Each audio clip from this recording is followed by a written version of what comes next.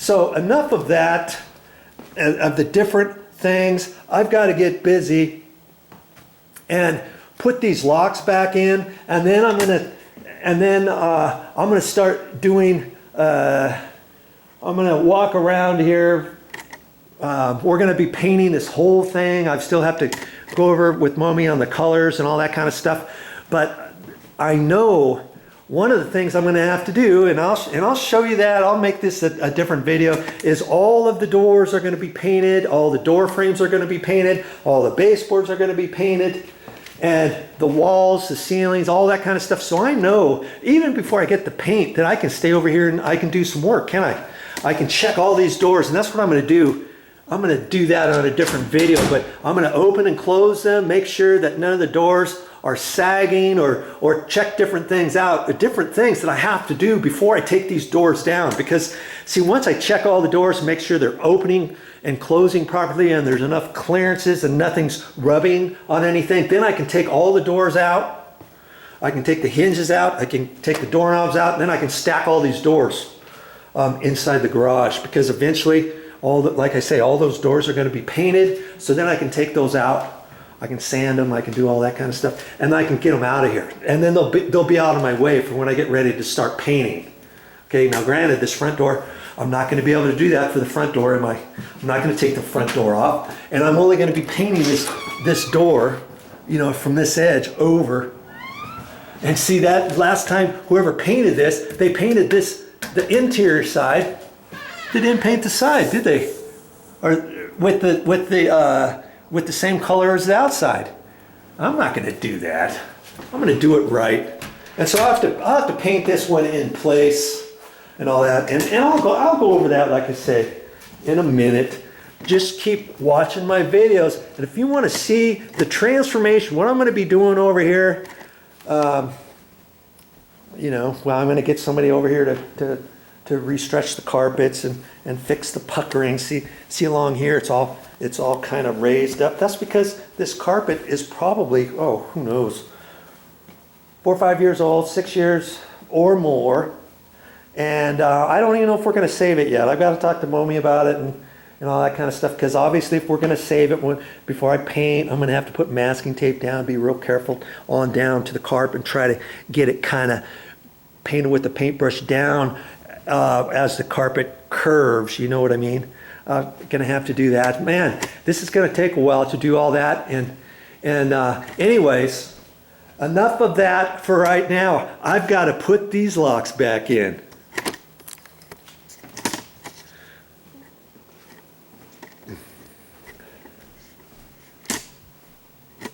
Well, that's all I got for this time. But I'll be back with more videos. I thought I was done with this video, silly Joe. Hey, I got back from the locksmith. As you can see, I put the locks back on, and I put the deadbolt on this front door. Everything's working fine. And what I wanted to really show you was this handle. Remember before how it was really floppy? Look at that. And remember I told you, hey, maybe these are interchangeable. See this? This was the front door handle.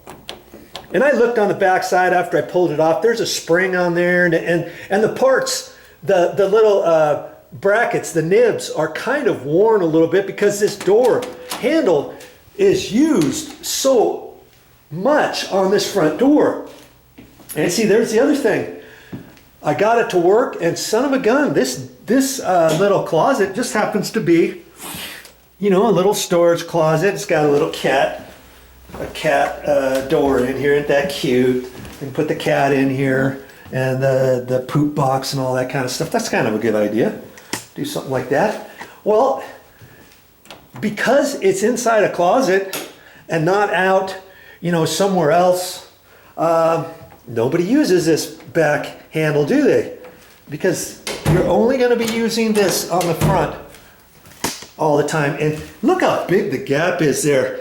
This is barely notched in there. If I pull hard enough, see, it just comes out. So that's that's another something I'm gonna have to fix. See how big the gap is? My word, look at that. It should never be that big. And I'm gonna have to put some shims, you know, undo this and put some screws on the backside, use them as shims and screw them in and out. And then I can draw this just slightly over a little bit. I can do that on all the hinges. I'm not going to do that now because remember, I'm going to be painting these doors and I'm probably going to be changing all the hinges and all that kind of stuff anyways to different ones. So when I look at this door, I'm going to know that, okay, it's going to be okay, and I'm going to be able to fix everything with the brand new hinges after the door's been painted and all that kind of stuff. Look at that. That's no good. And so this was able to fit. And see, if you weren't going to change the color of your knobs on the inside, the handles, the lever paddle handles on the inside of your house, you find something on the inside of a closet or something, and maybe you can swap out something else that's bad. It doesn't have to necessarily be your front door. It could be something else. But because it's the front door, I know that's nice and secure. I don't have to worry about it breaking or anything or snapping off. And so I know I don't have to buy a whole new handle assembly, you know, like that. Okay, I just saved some money. Made it look better. Now when I replace all these, I'm gonna end up saving all these handles. I'll probably put them up in storage somewhere. And worst case scenario, if this gets bad again or if it ever breaks off, I'm gonna have to be careful. I'm gonna have to remember, hey, I've got to save some parts before I give them all away, before I throw them all away, before I think they're bad or anything like that.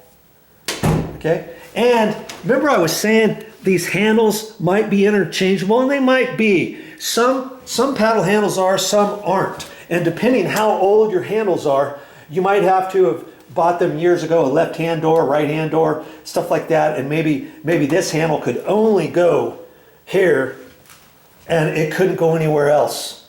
But nowadays, when you get a paddle handle, you can flip-flop these around. That way you always have the screws on the inside. Even if your handle, when you buy it, it's going to be set up for either right-hand swing door or left-hand swing door. And so the very opposite doors, whatever ones they don't fit on, know that you can change. You should be able to change the paddle handles. That's for Schlage.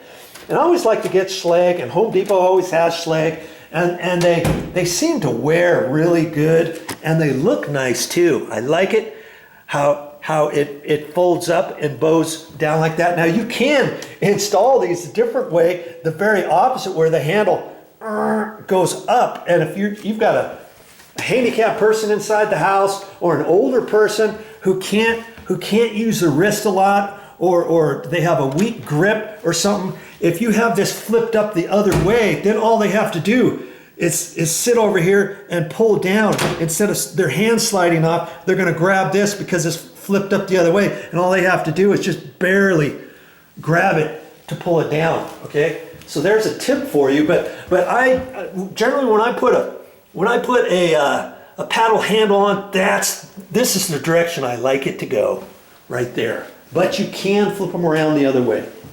Okay. Well, there you go. I saved some money, and hopefully you learned something. I'll see you next time.